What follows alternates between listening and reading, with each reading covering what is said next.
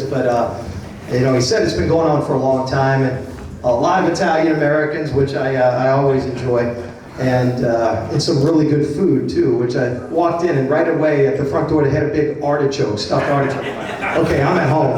I literally just got back in from DC 2 hours ago, so they got decent restaurants up there, and there is nothing like New Orleans food. So it's always good to be back home. But I've been on the road a lot the last few months, and as you can imagine, we won't talk about politics, but just during an election season, especially when you become a member of the leadership of your party, you're on the road a lot, helping a lot of other people that are in these tough races. And we probably had about 40 races around the country that were truly competitive, like 50-50 battle races. And by battle races, my first race for state rep, when Glenn and I served together, I probably raised and spent, it's almost obscene to say this, maybe $20,000 I spent to get elected to the State House of Representatives. And knocked on 10,000 doors. We were in a true grassroots campaign, but had no paid staff, never ran a poll. People think you need all these consultants. We didn't have any of that. Today, if you're in a competitive seat in Congress, and I'm talking there's at least 45 of them out of 435, these are $40 million races each. $40 million per race. Now, my race, we had 4 opponents. We ran some TV commercials, probably spent about $400,000 running commercials just to let people know I was on the ballot. People go, yeah, you got the presidential race. I'm glad you don't have a race. I'm like, I got 4 opponents. Make sure to vote. But so we ran commercials just to let people know I was on the ballot. It's about $400,000. Again, first race was maybe about $20,000. But these competitive congressional races, and I was everywhere from California, where somehow they forgot how to count in California. They still have 2 of our races where they haven't finished counting the votes. Like it was 3 weeks ago. I mean, there's technology, but Silicon Valley's in California, they don't know how to count votes. And, it just boggles the mind what's going on in a place like that. But, Florida, Texas, big states that had all their votes counted within 2 hours. So it can be done, believe it or not. But I mean, these races are just, you land and you turn on the TV, wherever you are, you land in an airport, every TV commercial is just brutal. Both sides, one side's hitting this person, one side's hitting that person. And, you see a lot. You go to a lot of places. I was in New York. We had a lot of competitive races in Long Island, New York.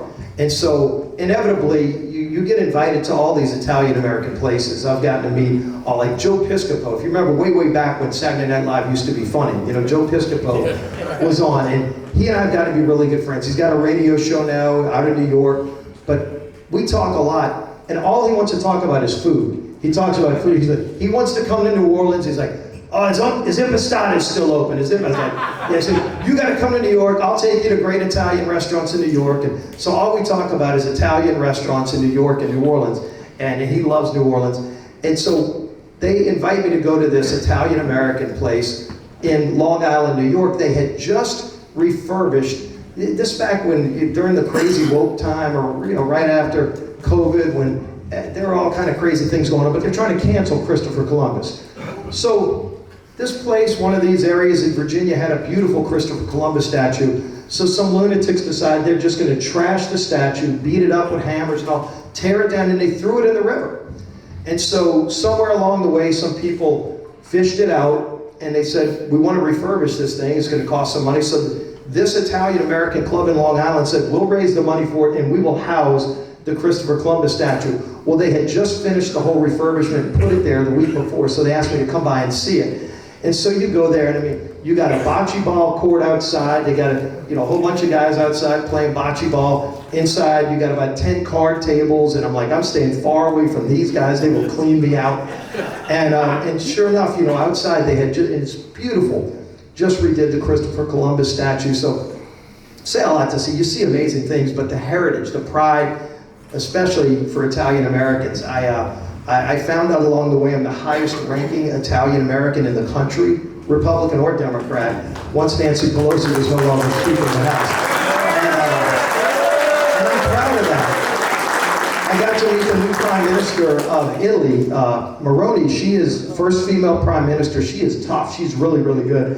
But when we met, she's telling me her lineage from Sicily. So my family's from Sicily, hers is from Sicily. So she's walking me through the whole Italian heritage. So just the pride that Italian Americans have and what we've contributed here in this country, it's something I am very proud of wherever I go. And wherever you go, it's great to see that people associate that and want to talk about it. But I'll talk